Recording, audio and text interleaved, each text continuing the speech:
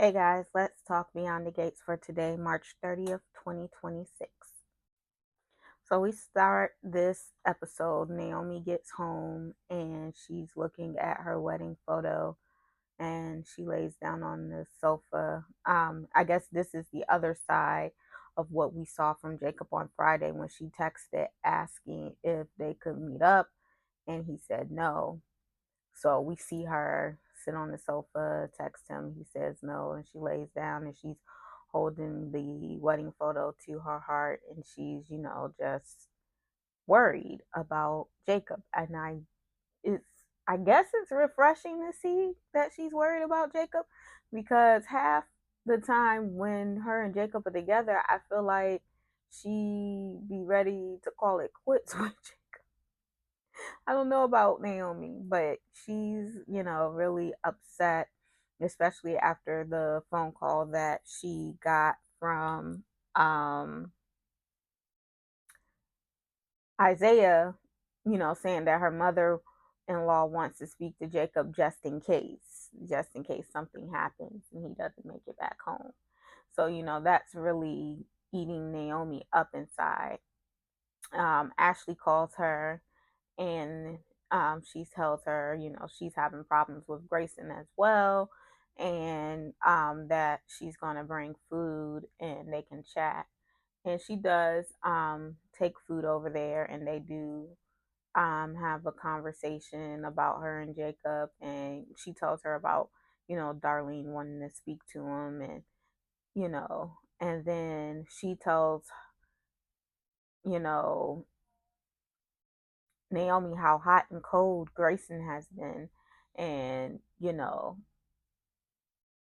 they commiserate over Chinese food on paper plates on her sofa. And I was laughing at the paper plates, not because they had paper plates, because normal people in America use paper plates instead of doing dishes, especially if you eat takeout. I'm not taking out an actual plate to do takeout.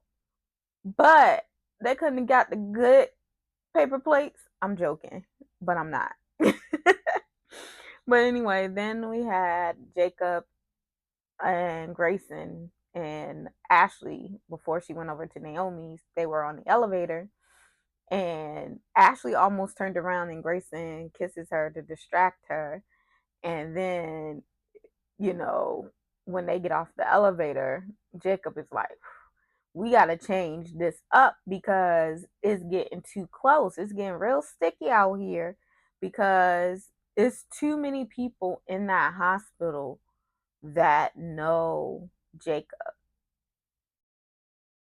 like his own wife. And I don't care how much you look down at the ground and you under disguise. If that was Naomi, she would have immediately known that was her husband. So yeah, this is crazy. And, with her grandmother being sick and with Ashley working there, Naomi is constantly at the hospital. Ashley works at the hospital. Ted works at the hospital. Um, Nicole works at the hospital. Heck, even Shanice know who Jacob is. So like too many people at the hospital know who he is. And I know he's supposed to be undercover, so the people that he's working for don't know that people know him at the hospital. But he knows that. And this is not going to work out. This has got me on edge because it's just too close for comfort. But anyway, so he tries to get Grayson to call his contact. And he calls him, but he lets the phone ring one time and he hangs up.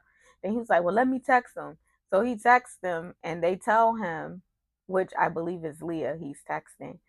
She's like, do what you're supposed to do or I get somebody else to do it.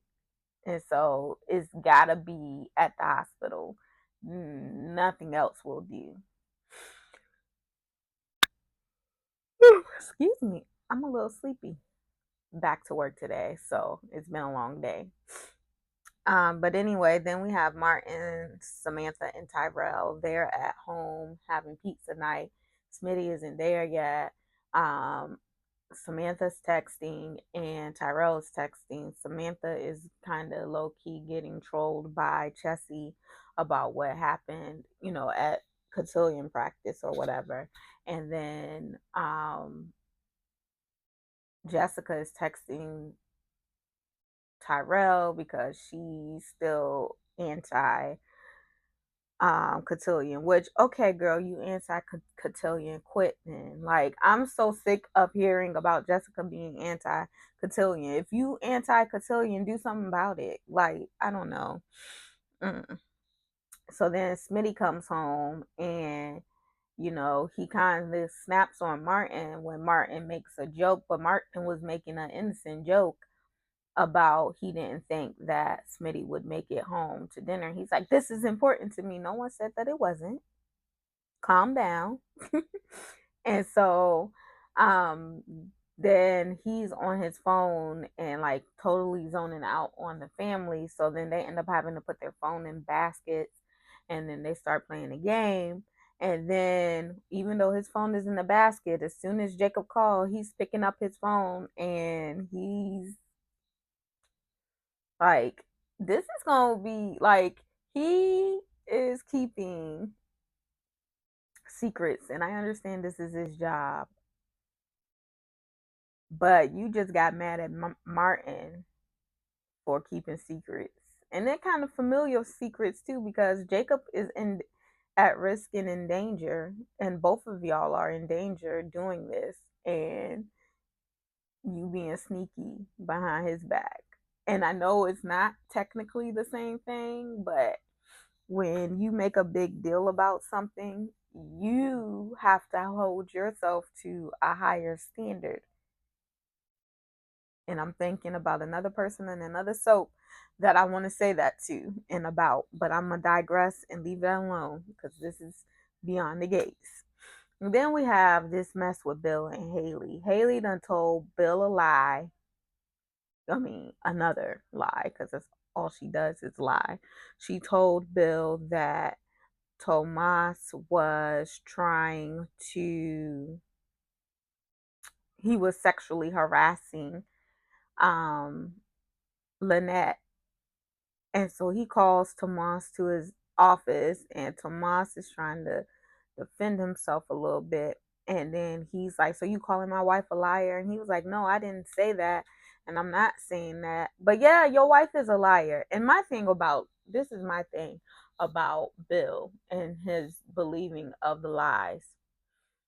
So your wife keeps having these hush conversations with this client.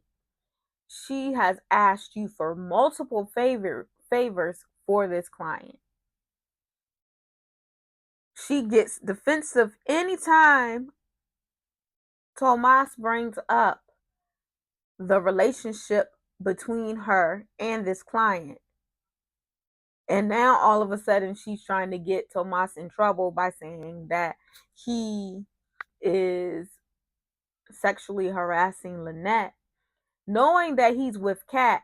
And if he was, I mean, because he was trifling already with Kat, we already know that.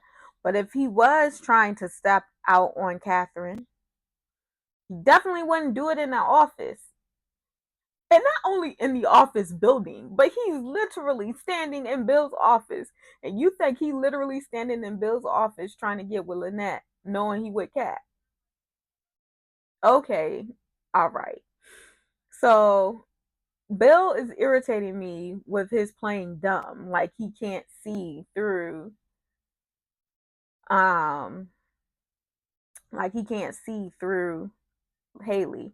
But speaking of Kat, Kat's at Uptown and she's on the phone with Samantha when Lynette comes in. So she goes in and she trying to work Lynette, but Lynette has seen her photos before in Tomas's office. So she already know who she is, and so she trying to act like um she going to get Tomas in trouble for discussing privileged information with her, but he hasn't discussed any privileged information. He didn't even tell her that Lynette was his client. Hey guys, let's talk Beyond the Gates for today, March 31st, 2026. So we start this episode with Chelsea and Tomas. They're at the atrium separately, but they run into each other. We found out that it's called the atrium today, the food court where they all like to meet or whatever. So they're there at the food court and they're talking, and she's inviting him and Kat out to a movie with her and Madison, and trying to talk wedding talk to him, but he is focused on something else, which happens to be he's looking for a job, just in case something happens with between him and Bill. Meanwhile, Kat is at home and Bill stops by to let Chelsea know that he handled the situation with the band, but also to, talk to Kat about Tomas. And so she was like, "What, you want to talk about my man stepping out on me?" Because Kat know, what Tomas did. It wasn't no funny business, but I feel like by the end of the conversation, she penetrated she penetrated Bill, but I think he penetrated her a little bit, especially with the conversation that she had with Chelsea when Chelsea gets back. And I still say get rid of Tomas. So if that's what she decided to do, child, I ain't gonna lose no sleep over it because my girl can get somebody else. But anyway, so she tells Bill what it is and what it ain't about Haley and Lynette. And Bill ain't trying to hear it, but she's like, "You being stupid and you need to come to the realization that um you need to come to the realization that this girl is playing you, and stop looking at the signs and ignoring them. You're ignoring the red flags." Like Chelsea says to Kat, she was, their flags waving or whatever with Tomas. Like Bill sees the flags, but he's ignoring them. But then when he goes to Orphe Jeans, he's on the phone and he's on the call and he's um talking about some charges, hotel charges from Lynette's stay or whatever. And he's like, he starts putting it together what Kat was saying. Kat ain't stupid. The math makes sense to her. Like and it started to make sense to him. And so he goes over and he sees Joey because he wants more information on Lynette. Which, okay, good. Do your due diligence, lawyer.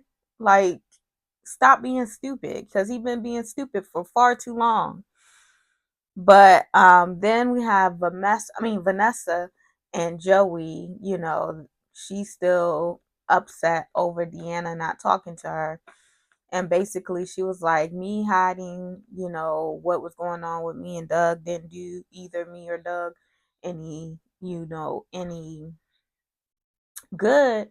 I need to go just be honest. And he's like, no, maybe not do that. But she is adamant.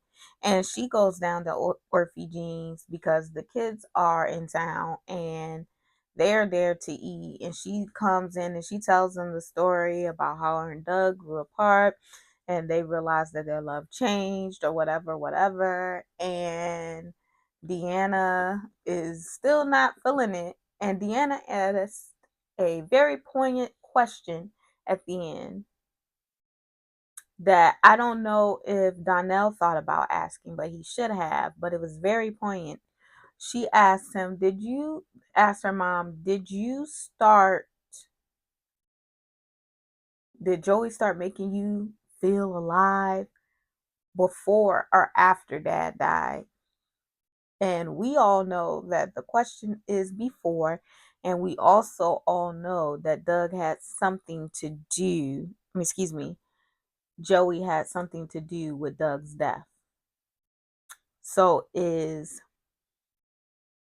Deanna about to crack the code, y'all? Then we have Danny and Andre. And Danny and Andre, be still my heart. Because That man loves his wife, and that's all I can say. Andre loves his wife, and is he loves her out loud. So he comes back and surprises her. He comes back early. He set up a massage for her and he gives her a massage and he's telling her a story. And, it's just so nice. And they have a little chat after the story. And then he has another surprise. And the surprise is he bought these onesie pajamas and then he went and made them bowls of cereal so that they can watch cartoons together. And it's just, I promise you, it's the little things. It's always the little things. The little things. Ella May got a song called "The Little Things," and it is always the little things. Cause oh my God, it's just they're so cute, and then they end up doing what Danny and Andre do, but it's just the way that the way that he loves his wife. I don't want Danny to hurt him. And I believe Danny. Like she's been saying all the right things, and I believe her when she says it. Just follow through with it because you know how it feels to be on the other end of the person that you love, the love of your life, and they do you dirty. So don't do him like that. Like just don't do that to Andre because he does not deserve it. Like, I love Danny. Danny is like within my top four characters. But if she hurt Andre, I'ma cry. And I'ma be giving Danny the major side eye because, girl, don't. Don't do bird behavior. But anyway, so then we have Ted and Shanice, and then Ted and Shanice are talking, and she's, basically sharing her concerns with him because I had men, that were with me and they weren't over their old situation. And then how do I know that you won't cheat on me? And she's asking legitimate questions because she's like, Nicole had it all. Nicole was it all. She is the full package. I'm not putting myself down. I know I'm great, but Nicole was everything and you still cheated on her.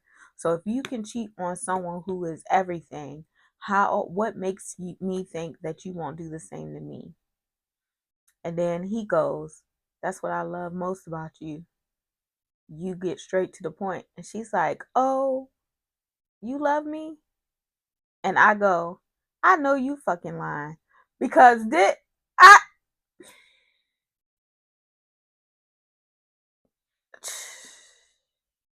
love, like, I mean, I want Ted to suffer. So, I'm maybe not the first person you want to talk to about this relationship between Ted and Shanice because that I don't like the fact that Shanice would date somebody. She did this with Ashley and now she's doing it. She did this with Ashley and Derek and now she's doing this with Ted and Nicole. And I just don't like that behavior. Like, get you a man that wants you. Like, you are, all of that. Get you a man that wants you. Don't go getting your coworkers' exes. But at the same time, Ted, you love her? What do you even know about her? I I just gotta let it go. Let it go. And I don't know if it was just a slip of the tongue or how you just said, oh, I love that about you. That doesn't necessarily equate to me loving you because I love that about you. If I didn't say I love you, then I don't know. But because I can love qualities about you and not be in love with you yet. I don't know. Maybe I'm thinking too much about it. But let me know what y'all think down in the comments, and I'll see y'all tomorrow to discuss Beyond the Gates. Hey guys, let's talk Beyond the Gates for today, April 1st, 2026. So we pick up this episode where we left off yesterday with Ted and Shanice, and he was saying that basically he was saying that's what I love about you, and she was like, oh my God, you're in love with me, and he's like, wait a minute, what I meant was, because I don't know how you hear what he said and think that means he's in love with you. That wasn't, a declaration of love. That was him saying that he likes this trait about you a lot. That doesn't mean, I don't think he was being like, I don't think he meant anything by it. And I think she did way too much. And the insecure kind of thing is not kind of cute. And I'm not feeling it from Shanice. Like a girl, and I know she said yesterday, I know who I am, blah, blah, blah, but it's really very much giving insecure, and I don't like it. It's not a good trait, it's not a good look. And yeah, but then they start talking, and she's like, all you do is say that I'm not, but and he's like, well, maybe I need to be more clear. She's like, no, you don't. She wants to run away from the conversation. So she goes back to work, and then Ted meets with Eva because they have their tennis date, and she is giving him advice about dating. And she's like, this is a little weird. Talk to my dad about this. And he was like, well, I'm going to need you to get over it because I need all the help I can get. This is crazy. This is absolutely, positively insane. But I digress. So he goes over to see Shanice, and he's like, I'm sorry, maybe I should be more clear, and I do, need to make, he's take trying to take responsibility, and he's trying to be, I guess he's trying to be a better person, but I can't get with it. And I'm gonna tell you why. Because when it was you trying to get Nicole back, you did nothing to try and get Nicole back. You literally did nothing, and then all of a sudden, well, let me send her some flowers. And you thought that she was supposed to just get over it and go back. But now that you're with Shanice, now you got all this fight and all of that. Like, Ted can kick rocks as far as I'm concerned. I have nothing for him. Nothing. Then we have Vanessa and her children there at Orphagene's, and it got even more heated because Deanna had left off with Deanna asking her, so did Joey start making you feel better before or after Dad died? And Vanessa sits up there and tells that lie, talking about nothing happened but before your dad died. Girl, she's like, I don't believe you. And I just think I know Deanna is going off yelling in the middle of Orphagene's. And I'm like, whoa, girl, we in public. Oops. But they was cutting up in public today. It was she was yelling. She was yelling in public. And then next thing I know, she's telling her mom to get up before she crawl across the table. And Vanessa tried to act like, oh, pull the I'm your mom being stern. That won't working with Deanna. She ain't trying to hear nothing her mama got to say. And then Donnell goes to see Kat, after that happens, to talk to her because Kat is a confidant for him. So he goes to see Kat, which while he's waiting for Kat, he ends up talking to Eva because Eva walks over to her, and then her and Kat share, a little back and forth because that's what they do. And I don't care. I know people hate that Kat is like that to Eva, but I don't care. Like, it is what it is. It is what it is. But anyway, so he talks to Kat, and he tells Kat what happened, and Kat asks, what do you think? And he was like, I think my mom was lying too. Like, I was like, dang, both of your kids don't believe you. But anyway, then we have Kat and Naomi. They run into each other at the country club, and they run into each other, and she kind of tells her, what's going on with Tomas and Haley and all of that. And so Naomi like, yeah, no, this is shady. So Naomi gets it. Like, and Naomi is the last person I would expect to get it because, like I said previously, the way she is with Kat sometimes is like Kat is a nuisance. Like, I know they're cousins, and Kat is her little cousin, so that may be the case.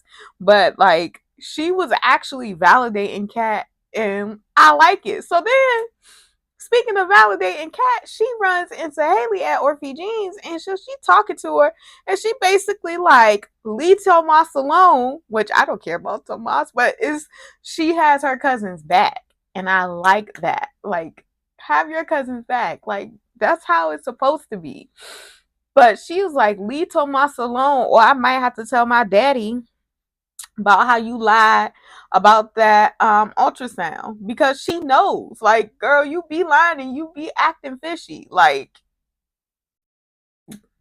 I just loved it. I love that, because can somebody be in Cat's corner some other time? Because gosh, everybody's all, let's forgive Eva, let's forgive Leslie, who neither have paid for the crimes. And yes, Eva committed a crime, because it's a crime to know that somebody else committed a crime, and you covering and hiding and concealing evidence and doing all of that to prevent them from um facing the consequences of their actions. So yes, Eva committed a crime. But then we have Joey and Haley. He calls her and tells her to get over there, and she's like, "Oh, I gotta work." And he was like, "Well, you make it do what it do." So she comes over there, and he's basically like, "I know that you up to something shady," and he basically put her on notice and was like, "I'm just trying to figure out what you might do when the walls start closing in on you, because Joey knows that Haley ain't all as good as Bill thinks she is. I wish he would just go ahead and tell Bill. Expose her. I don't want her gone off the show though. So I want it to be exposed in a way that we can still have her around, because I like Marquita and I like Haley. Even though Haley be getting on my nerves, I like the character. Like, that's a villain I can like. I can get behind Haley. She's not obnoxious and absurd and too over the top. I can't do it with I can't do it with Leslie. It's too much. It's too much. And then like, Haley is not going from person to person terrorizing like the whole cast of people like Leslie does. Leslie has no boundaries, and it's just too much. It's just too much for me. But anyway, then we have Nicole and Carlton. They are going out on their date with Joey and Vanessa today, but Vanessa already had a rough day, so she is drinking at the bar when everybody arrived. But then they get at the table, and then Joey is acting like a complete butthole to Carlton because he's a plastic surgeon. See, and this is my thing. I don't understand, because we saw in the preview for this week, Nicole leaves her date with Carlton and goes to Kyle's house. What was that all about? Because I thought that, maybe maybe Carlton couldn't keep his peace with Joey, and that kind of ruined the date. And so that's why, she ended up at Kyle's house, okay. But it's not even that, because Joey started with Carlton, and Carlton was just giving him as good as he was given. And then Nicole was in on it. She was like, hold up, what you're not going to do is talk about Ted or Carlton because they do XYZ. She was like that. So I don't understand how all of that camaraderie and, being a united front turns into her ending up in Kyle's bed. I'm so, like, I was all for Nicole getting her groove back, but it's becoming, I don't know, it's becoming weird. And um like, she's running and avoiding something, very much avoidant. But yeah, let me know what y'all thought about today's episode down in the comments. And I will be back tomorrow to discuss again. Hey guys, let's talk Beyond the Gates for today, April 2nd, 2026. So we pick up today's episode down at Uptown with Nicole, Carlton, Vanessa, and Joey. And, they're still going back and forth. And what gets me is Vanessa is typically a shooter for Nicole and Danny. Like, she don't play about them. And I always talk about how much of a good friend Vanessa is when it comes to Danny and Nicole. But this particular time, when her man is showing his behind, um, Vanessa is quiet. She don't got nothing to say. And then, Nicole was like, "Yeah, I'm not doing this," and she and Carlton leave. And then her Joey and Vanessa, they go back to the casino, and she starts to talk about it, and he's like, "Why can't you just hold your tongue?" And and he's like, "Yeah, that ain't me, blah blah blah." Basically, look, this is me and get over it. And she just kind of let it slide, like, and she don't got all that bravado and protect my girls for Danny and Nicole, because ultimately he was talking about the Dupree, so I'm gonna include Danny in it because she is a Dupree. She don't have all that smoke for him when it comes to the Dupree girls, but it is for anybody else, but not Joey. She just lets Joey do what Joey is gonna do, and I don't understand their relationship because on one hand, and I saw someone mention this on Twitter, on one hand, she is like, she likes the danger, she likes the nefariousness that is Joey. But in the on the other hand, she's trying to like dress him up and wash him off and make him more palatable to the people that she's around. Like, you can't have it both ways. Either you accept him for who he is or who he's not. But whatever. Then Nicole goes back home with Carlton, and she's going off, and she is talking about how she is thinking about doing an intervention for Vanessa. And he's like, "Yeah, you of all people know you can't make people accept the truth until they're ready to accept it. Like, you need to basically chill because Vanessa ain't there yet." And she was like, "Yeah, but I'm just supposed to sit on the sidelines." And basically, he tells her that she's projecting because, Vanessa is acting out because of losing Doug. And then Nicole has experienced a lot of trauma, one right after another, with finding out about Ted, especially the way she found out about Ted, then her mother, and then her sister. All of that compounded together has Nicole acting a bit out of character as well, if you will.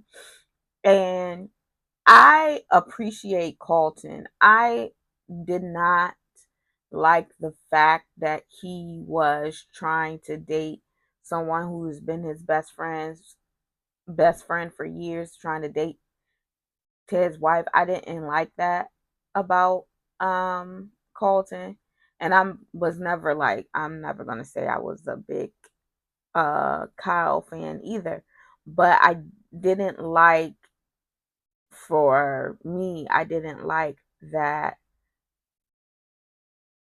Carlton would try and do something like that. However, I saw someone who genuinely cares about Nicole, because he told her the truth in that moment, whether she is ready to accept it, which she's not, because we see what happened after that. She's not ready to accept it. So what did she do? She beelined it to Kyle, because Kyle don't know her. Kyle lets her be wild and free, instead of pointing out, look, you're behaving out of character, because she is. Even Kat has told her so.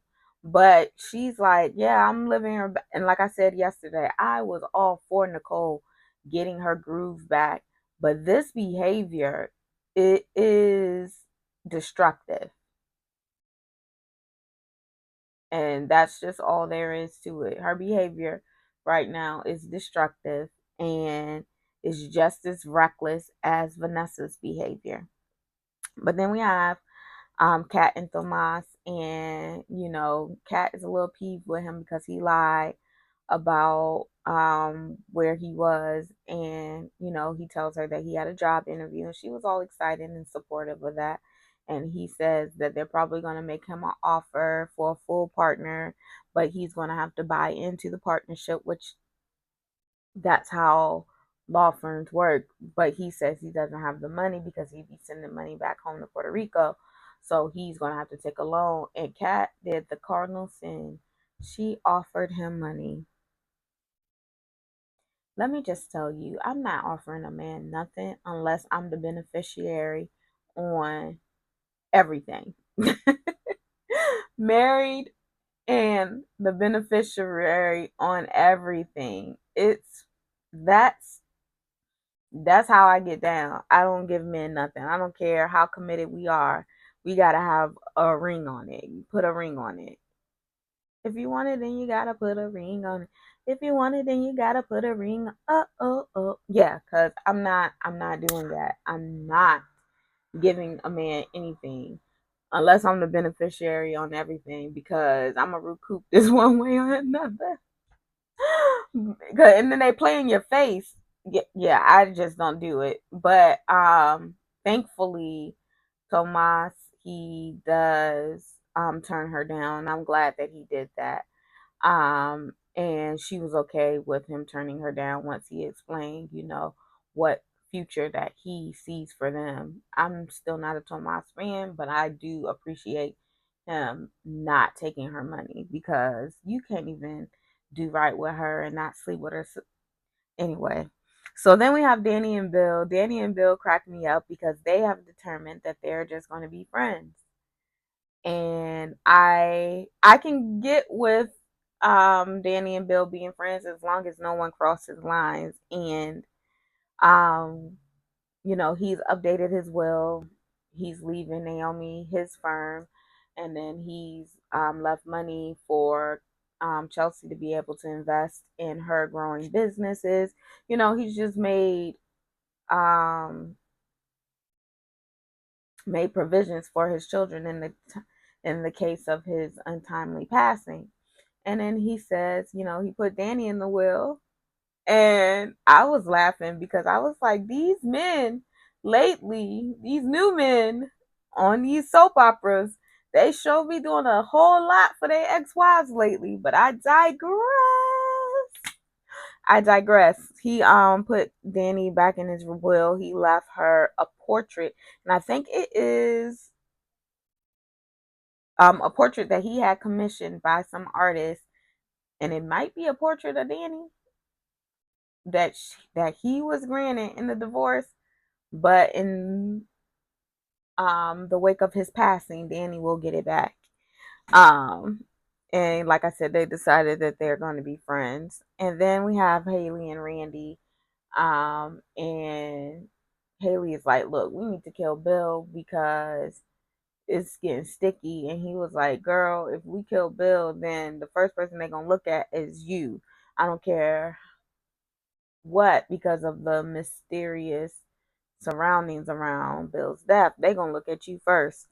And so then she tries to talk to Lynette. Oh no, she is like, well, your boss is on to you. He was like, oh, I can handle your boss. Randy, you can't handle nothing. He went over there to see Joey. Joey know everything. And he told Randy that he not helping him.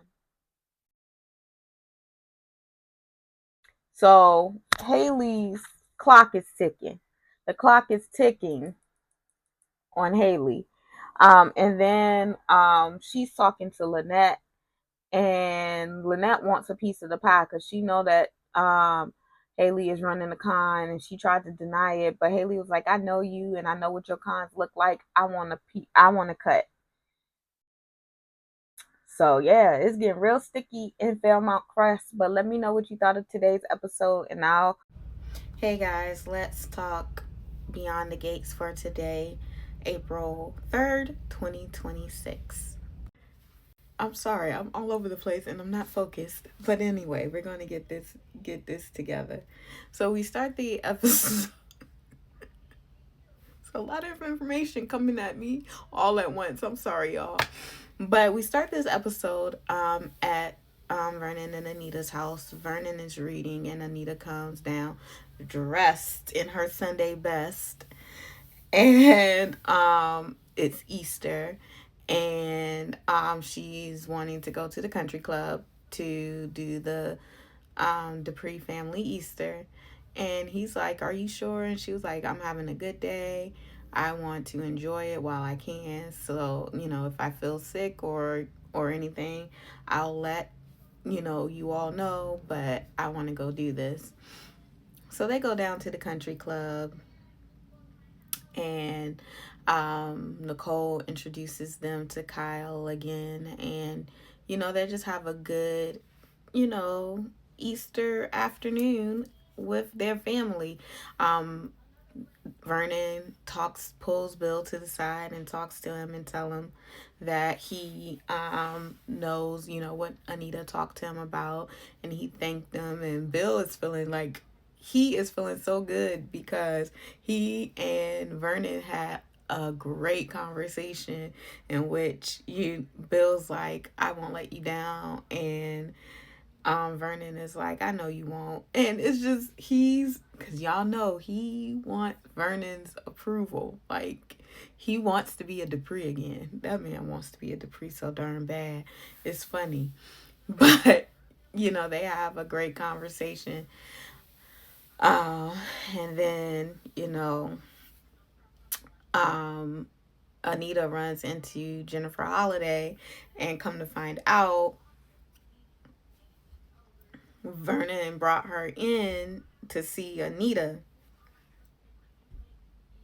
And then Anita has her sing, to everyone that is at the in the dining room at the club. So it's just a really nice chill day for Anita. And she even got to go around with Anastasia, which I think is good because she really was feeling good because she had the energy to deal with Anastasia today, because Anastasia was still making comments about you know Samantha not being a real Dupree. And Anita walked up and said, Anastasia, you want to say it again in my face? I love it. I love when Gran let the Chicago out and put people in their place. And then the way Vernon dismissed Anastasia, I love it. Love it, love it, love it. But then we have everybody comes through. Well, not everyone, but Danny and Andre comes through. Bill and Haley are there. Nicole comes with Kyle, and Carlton is there because originally he was supposed to come with Nicole to the brunch. However, because he and Nicole basically had that falling out because he told Nicole some truths that she's not ready to accept or acknowledge yet, she brought Kyle. And then Chelsea and Naomi are there as well. So, Danny, Chelsea, Naomi, and Andre, they're all sitting at the table together, and they're reminiscing about how, when the girls were little, they used to all dress alike on Easter, and how Kat and Naomi were like very competitive when it came to looking and searching for the Easter eggs. And, it's just very lighthearted and very fun.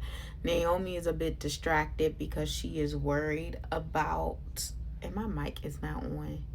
She is worried about Jacob The secret ain't even in. Anyway, whatever. Um, she is worried about Jacob, and Danny and Bill. Danny pulls Bill to the side so that they can try and talk to her, but she's like, I don't feel well. I want to go home. Everything's going to be okay. And she gets a text before Danny and Bill get to her. She gets a text from Jacob saying, come meet me at our spot. So she is like brushing her parents off so that she can go and meet with Jacob. And then when Carlton sees Nicole there with Kyle, he also runs into Ted. And he's like, Ted's like, well, you want to go get out of here and go get a drink? So they go over to Uptown, and he's basically telling Ted everything that happened, which is weird that they're sitting over there discussing his relationship with Ted's ex-wife, but Ted says he's evolved. So yeah, they're just sitting over there talking at Uptown, and he's telling Ted about the conversation he had with Nicole, and Ted's like, whew, But I take issue with this because, Ted, this is all your fault. Nicole is clearly having a trauma response to what you put her through, and all you can do is like sit and make jokes and talk about how you with Shanice now. And it's like, you broke her trust. She had trust and faith in you as her husband, and you broke it. And you never, you said sorry, but you said it like, oh yeah, I did it, I'm sorry, get over it kind of way. You never really apologized and never really made amends to Nicole for what you did and what you put her through. And none of what Nicole went through on thanks to you was her fault. And Nicole get on my nerves a lot of times, but what Ted did to her was not warranted. It was so unwarranted. She didn't deserve any of that, and he didn't make the proper amends with her, and he just gets to move on when she's clearly flailing at this point. It sucks. It completely sucks. But then we have Grayson and Jacob. Well, Ashley is talking to Grayson at the nurse's station, and he's like, he's going to go see his mom. And she was like, I'd like to come too. And he seemed okay and open to it and was going to take her with him. But then he had to go meet Jacob for a drop. And instead of meeting in the elevator this time, they meet in the stairwell, and they're talking, and they're having a bit of a back and forth in the stairwell. And unbeknownst to Grayson or Jacob, the chief is in the stairwell, and she's listening. So she approaches Grayson about, doing the drop in the stairwell as opposed to in the elevator. And then she asked about the courier, and she was like, couriers don't talk. What he talking?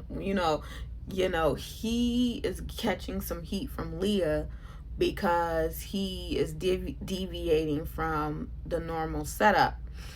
And so then the chief is talking to Ashley. And then, it seems like their conversation is going pretty well, but then she takes a jab at Ashley. And so then Ashley goes over to Grayson, and she's like, what did she do to you? And he's like, why do you think she did something to me? Because she just tried it with me. And the chief is like nasty. And I never even got that from her when we first met her, but whew, that lady. But anyway, so now Grayson is uneasy because of, his conversation with the chief, because she's like, there are going to be consequences for every action or whatever. And so he's like, yeah, I can't take you, my mom's not feeling well, I can't take you to see her. But yeah, and then at the end we get serenaded by Jennifer Holiday at the country club. But let me know what you thought about today's episode, and I'll see you guys next week. Happy, safe